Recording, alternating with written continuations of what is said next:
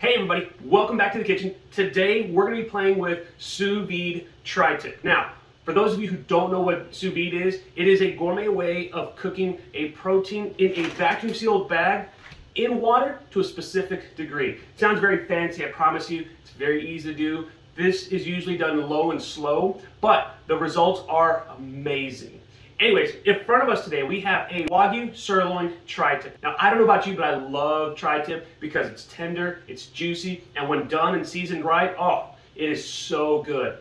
Anyways, in front of us, we just have a few ingredients. We got our seasonings, a little truffle oil, and our tri-tip. What we're gonna do is we're gonna get a vacuum sealed bag. We're gonna cut it to go right over our tri-tip. And that way we can get this whole thing started. You ready for this easy recipe? Good, let's do this. First things first, make sure you season your protein very generously. And then we'll add just a little bit of our truffle oil. Next, you're just gonna get a food saver bag, put it right over, figure out how big you wanna cut it, and go from there. You wanna seal off one end, and we're going to add our tri-tip to our vacuum seal bag.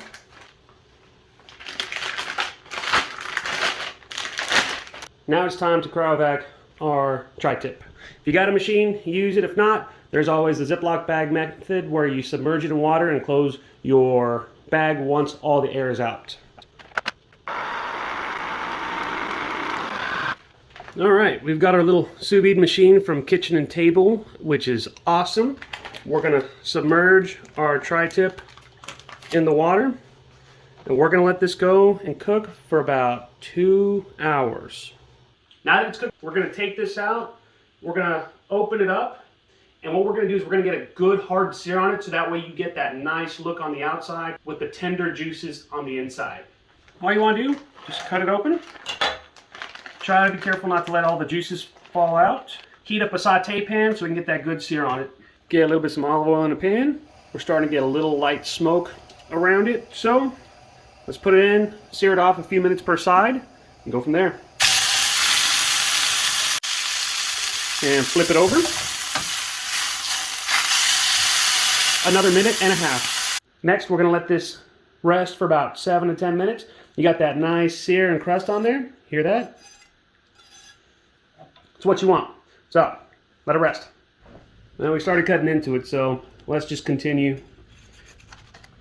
Look at that color. Look at all that juice that's coming out. Oh, I can't wait to eat this. And we'll put it all together on a plate. What I like to do is I like to keep half of it whole. Make a little sauce with your au jus. Get a little bit of some horseradish, mayo, sour cream, a little sambal to spice it up. And let's lay this out, just like so, and we'll get a little parsley right on top. Now it's my favorite time where we get to try this. Get a little bit into your dipping sauce. That is good. Tender, juicy, the flavor of the beef by itself, seasoned perfectly, cooked perfectly. That sauce really goes well with it. All this is missing, maybe a tortilla, something along those lines. Either way, I love this. That's all the time we got today. I hope you learned something. Easy, delicious. It's a way to go when it comes to cooking steaks, any kind of protein. We'll play with the sous vide machine more in the future, but for today, this is the way to go. I hope you learned something today. Make sure you follow me on social media. Chef Steven Gonzalez on Facebook, Chef Steve Gonz on Instagram, Twitter, and TikTok. Also, go to chefstevengonzalez.com, get a copy of my cookbook, Get Your Grub On, where we got a lot of great recipes. So, we'll catch you later.